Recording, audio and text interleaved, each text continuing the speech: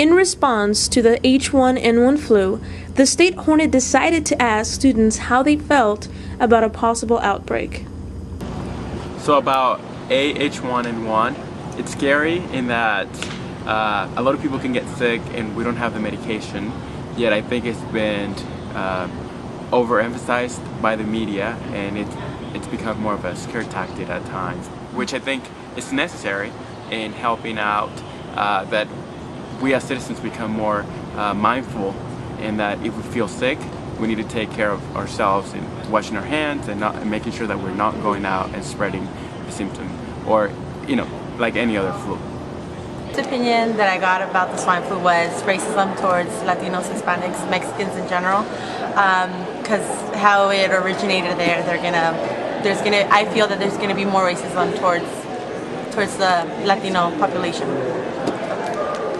Of it, I just thought it was just it's a flu. I don't think it was that important at first, but then when I started talking to people, and then they were saying, I think the news actually made it bigger than it was. I mean, I was talking to family in Mexico and everything, and I mean, some of them never had ever seen cases in the little towns and everything. So I just think it's not as big as the news media made it seem. And I think the same thing is, I think it's political, and I think it's not political, but it's more racism. And I think that's gonna originate more racism, because I start seeing a lot of people that start getting, oh, you're Mexican, oh my god, you have the swine flu.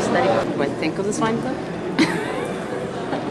At the moment, I don't think it's going to be an epidemic, because the warm weather's coming, so it's going to subside, and by the time the fall comes around and it starts getting colder again, they will have a vaccine out for it, since that's what they're working on.